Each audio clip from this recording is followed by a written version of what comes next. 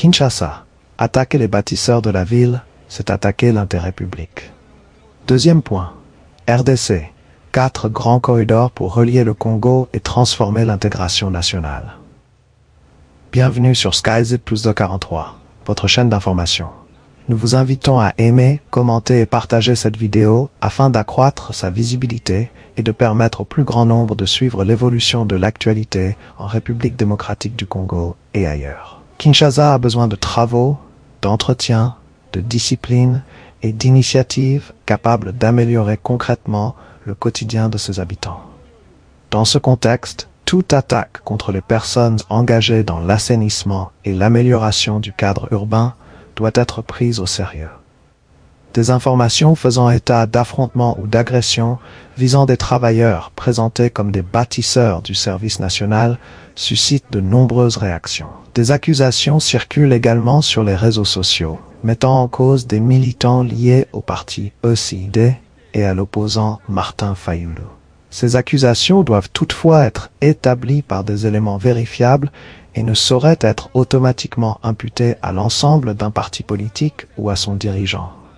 Mais au-delà de l'identité des auteurs présumés, une question fondamentale demeure. Peut-on accepter que des travailleurs mobilisés pour améliorer l'espace public deviennent la cible de violences ou d'intimidation? L'assainissement de Kinshasa ne devrait pas être une bataille politique.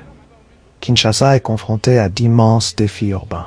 Insalubrité, déchets, dégradation des routes, occupation anarchique de certains espaces et insuffisance des infrastructures. Dans une ville de cette dimension, chaque initiative susceptible de contribuer à l'amélioration du cadre de vie mérite d'être évaluée sur ses résultats et non simplement rejetée en raison de son origine politique ou institutionnelle. On peut critiquer le gouvernement, on peut contester le bilan du service national, on peut dénoncer des méthodes que l'on juge inadéquates. Mais la contestation politique ne doit jamais se transformer en violence contre ceux qui travaillent dans la rue. La violence ne peut pas devenir un instrument politique. Si des personnes ont effectivement agressé des travailleurs dans l'exercice de leur mission, elles doivent répondre de leurs actes devant la justice. Il ne s'agit pas de savoir si elles appartiennent à telle ou telle formation politique. Il s'agit de déterminer les responsabilités individuelles sur la base de preuves. Une démocratie ne fonctionne pas lorsque les adversaires politiques règlent leurs différends dans la rue. Elle fonctionne lorsque les désaccords sont exprimés par le débat, les manifestations pacifiques, la presse, les tribunaux et les urnes.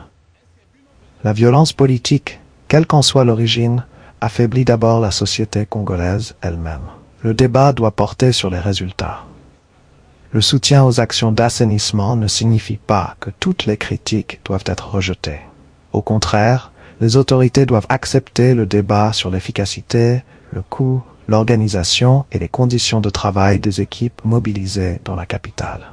Les Kinois ont besoin de résultats visibles.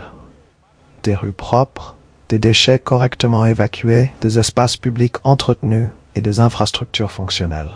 C'est sur ce terrain que les responsables publics doivent être jugés. L'assainissement de Kinshasa ne devrait appartenir ni à un parti politique, ni à un camp idéologique. Il appartient aux Kinois. La responsabilité des partis politiques. Les formations politiques ont également une responsabilité particulière. Lorsqu'un incident implique des militants ou des sympathisants, les dirigeants doivent condamner clairement toute violence et encourager leurs membres à respecter la loi. Si des accusations sont portées contre des militants de l'ECID, elles doivent être examinées sérieusement par les autorités compétentes. Si elles sont établies, les responsables doivent être sanctionnés individuellement. Mais il serait tout aussi dangereux de transformer une accusation visant quelques individus en condamnation collective d'un parti ou de ses électeurs. La justice doit établir les faits. La politique ne doit pas se substituer à la justice. Kinshasa mérite mieux. La capitale congolaise a besoin d'une mobilisation collective plutôt que d'une nouvelle guerre politique. Les travailleurs qui nettoient, construisent ou entretiennent la ville doivent pouvoir exercer leur mission en sécurité. Les citoyens doivent pouvoir critiquer les politiques publiques sans être considérés comme des ennemis. Les opposants doivent pouvoir s'exprimer pacifiquement. et les autorités doivent garantir l'ordre public sans discrimination. C'est à cette condition que Kinshasa pourra réellement changer de visage.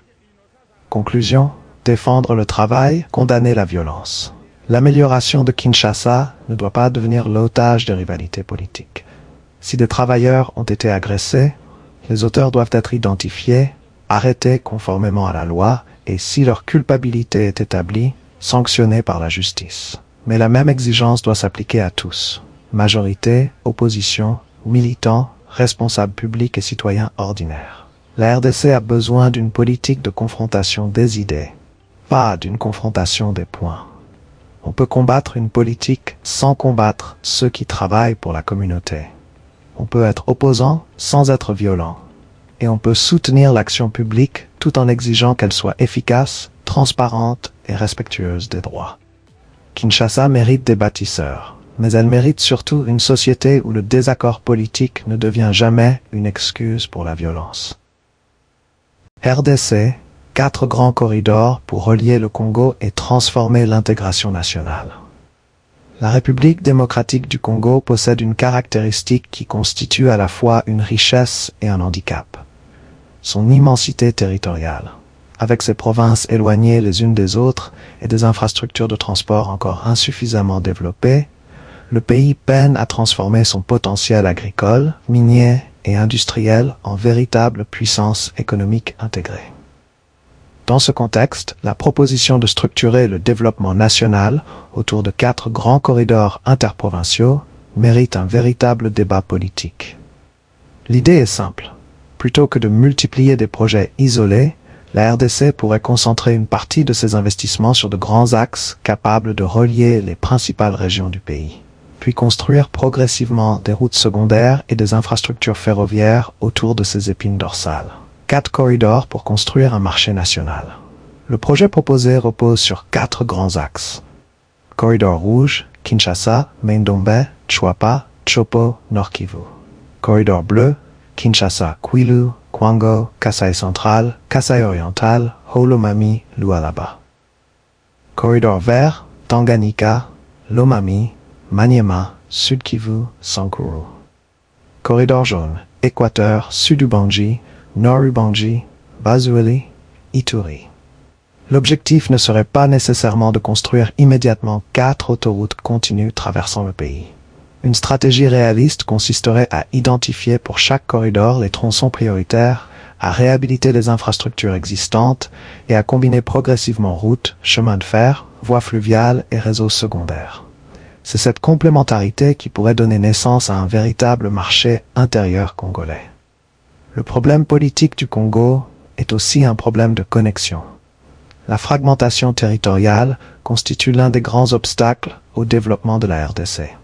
Produire du maïs au Kasai, du manioc au Kwilu, du riz dans l'Équateur ou des produits agricoles au Nord Kivu n'a que peu d'impact économique si les producteurs ne peuvent pas acheminer leurs marchandises rapidement et à coût raisonnable vers les centres de consommation. Le même problème existe pour les minerais. Lorsque les matières premières quittent directement les zones de production sans transformation suffisante, une grande partie de la valeur ajoutée est créée ailleurs. Le véritable enjeu politique est donc de passer d'une économie de territoire relativement isolée à une économie nationale interconnectée. Kinshasa, Matadi, Kisangani, Goma, Lubumbashi, une colonne vertébrale nationale. L'idée d'une liaison structurante entre Matadi, Kinshasa, Kisangani, Goma, Lubumbashi, Buji-Mayi et Bukavu mérite particulièrement l'attention. Une telle vision ne doit pas être comprise comme un simple projet routier ou ferroviaire. Elle représenterait une transformation de la géographie économique du pays. Aujourd'hui, certaines villes congolaises commercent davantage avec les pays voisins ou avec des marchés extérieurs qu'avec d'autres provinces de la RDC, notamment en raison des coûts et des difficultés de transport. Créer des connexions nationales fiables permettrait progressivement de réorienter une partie de ces échanges vers le marché intérieur. Relier le Congo, c'est aussi créer le marché congolais, le rail comme outil de souveraineté économique. Dans un pays aussi vaste que la RDC, la route ne peut pas être l'unique solution. Le développement du chemin de fer pourrait jouer un rôle déterminant dans le transport massif de marchandises, de minerais et de produits agricoles. Le rail présente également un intérêt stratégique. Il peut réduire certains coûts logistiques sur les longues distances et favoriser l'émergence de plateformes industrielles autour des gares. Mais la construction ferroviaire nécessite des investissements considérables et une planification sur plusieurs décennies. La RDC devrait donc éviter les annonces spectaculaires sans financement durable. Le principe devrait être celui d'une planification nationale par étapes, avec des objectifs mesurables et des priorités clairement définies. Une révolution possible pour l'agriculture.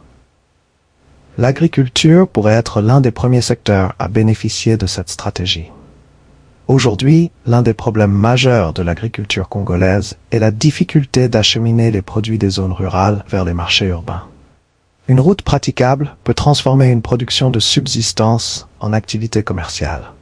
Un agriculteur qui sait qu'un camion pourra régulièrement venir chercher sa production peut augmenter ses superficies, investir dans de meilleurs équipements et envisager la transformation locale. Le corridor devient alors beaucoup plus qu'une route. Il devient un marché, un réseau logistique et un moteur d'investissement. Créer des emplois autour des infrastructures. L'argument de l'emploi est également essentiel. Construire et exploiter ces corridors nécessiterait des chauffeurs, mécaniciens, ingénieurs, techniciens, agents de maintenance, gestionnaires de gares, logisticiens, commerçants et entrepreneurs. Mais l'effet le plus important serait indirect. Une route qui réduit les coûts de transport peut favoriser l'apparition d'entrepôts, de marchés, d'usines agroalimentaires, d'ateliers, d'hôtels, de stations-service et de services financiers. Ainsi, chaque kilomètre d'infrastructure correctement entretenue peut devenir un multiplicateur économique. L'intégration nationale comme projet politique. Cette proposition possède également une dimension politique profonde. La RDC ne souffre pas seulement d'un déficit d'infrastructures. Elle souffre aussi d'une faible intégration économique entre ces différentes régions. Relier les provinces permettrait de renforcer le sentiment d'appartenance à un même espace économique et national.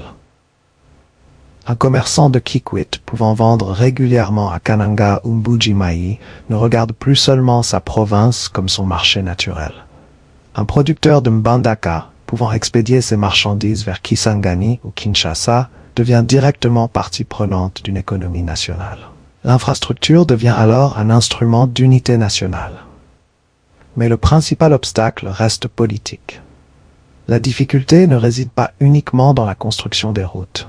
La RDC a déjà connu de nombreux plans, programmes et projets d'infrastructure. Le problème récurrent est celui de la continuité de l'État. Un gouvernement lance un projet, un autre arrive et le chantier est interrompu, réorienté ou remplacé par une nouvelle priorité. Un projet de cette ampleur exige au contraire une vision qui dépasse les mandats électoraux. Il faudrait donc créer une forme de consensus national sur les infrastructures stratégiques, avec des projets protégés des changements politiques et accompagnés de mécanismes stricts de contrôle. La transparence sera déterminante. Un autre risque est celui de la corruption. Plus les infrastructures sont importantes, plus les montants financiers sont considérables et plus les risques de surfacturation, de détournement ou de contrats déséquilibrés augmentent. La RDC devrait donc accompagner cette politique d'infrastructure par des appels d'offres transparents, des audits indépendants, la publication des contrats majeurs, un suivi citoyen des chantiers, des mécanismes de contrôle parlementaire, des évaluations régulières des coûts et des résultats. Construire beaucoup ne signifie pas nécessairement développer le pays. Il faut construire utile, construire durable et construire au meilleur coût. Le défi de la sécurité. La question sécuritaire ne peut pas non plus être séparée de cette vision. Certains corridors traverseraient des zones aujourd'hui affectées par l'insécurité ou proches de régions en conflit. Or, une infrastructure stratégique ne peut fonctionner durablement si les routes sont régulièrement coupées, si les voyageurs sont victimes d'attaques ou si les marchandises sont exposées au pillage. La sécurisation des corridors devrait donc devenir une priorité nationale. Mais il existe également une relation inverse. Le développement des infrastructures peut contribuer à renforcer la présence effective de l'État. Une route permet aux services publics, à la police, aux services de santé, à l'administration et aux entreprises d'atteindre des zones auparavant isolées. Le fleuve Congo doit être intégré au système. Une stratégie nationale de transport ne devrait pas opposer route et rail. La RDC dispose d'un atout exceptionnel, son réseau hydrographique. Le transport fluvial pourrait compléter les corridors terrestres et réduire certains coûts logistiques. L'objectif devrait donc être de construire un système multimodal. Route plus rail, fleuve, plateforme logistique. Cette approche permettrait à chaque région de tirer parti de ses avantages géographiques. De l'exportation brute à la transformation locale. Le véritable objectif économique devrait finalement dépasser la simple amélioration du transport. La RDC doit progressivement passer de produire, transporter, exporter brut à produire, transformer, commercialiser, exporter des produits à plus forte valeur ajoutée. C'est particulièrement important pour les minerais, mais aussi pour l'agriculture. Pourquoi exporter du cacao brut alors qu'une partie peut être transformée localement? Pourquoi exporter certaines ressources minières sans développer davantage les industries capables de créer de la valeur et des emplois en RDC? Les corridors peuvent fournir la logistique nécessaire à cette transformation, mais ils doivent être accompagnés d'une politique industrielle cohérente. Conclusion. 4 corridors, une vision nationale. Les 4 corridors proposés ne doivent donc pas être considérés comme une simple carte de route. Ils peuvent être interprétés comme une vision politique de l'intégration économique de la RDC. Leur réussite dépendrait cependant de plusieurs conditions. Financement durable, planification à long terme, transparence, sécurité, maintenance, développement du rail et des voies fluviales, transformation locale des ressources et continuité de l'action publique. Le véritable défi pour la RDC n'est pas seulement de construire quelques grandes routes, c'est de créer un réseau national capable de faire circuler les personnes, les marchandises, les capitaux et les opportunités. Si Kinshasa, Matadi, Kisangani, Goma, Bukavu, Lubumbashi, Mbuji-Mayi et les autres grands centres urbains sont progressivement reliés par des infrastructures modernes, les effets pourraient dépasser largement le secteur du transport. Agriculture, commerce, industrie, tourisme, immobilier, services et emplois pourraient bénéficier d'un marché intérieur beaucoup plus intégré. Les routes et les rails ne sont donc pas seulement des infrastructures, ils sont les artères d'une nation. La question politique est désormais de savoir si les dirigeants congolais auront la vision, la discipline et la continuité nécessaires pour construire cette colonne vertébrale nationale sur plusieurs décennies. Relier le Congo, c'est donner au Congo la possibilité de fonctionner comme un seul marché, une seule économie et un véritable espace national intégré. C'en est terminé pour ce sujet. Nous vous invitons à aimer cette vidéo et à vous abonner et activer la cloche de notification afin de ne manquer aucune de nos analyses et réflexions consacrées à la situation en République démocratique du Congo et partout dans le monde.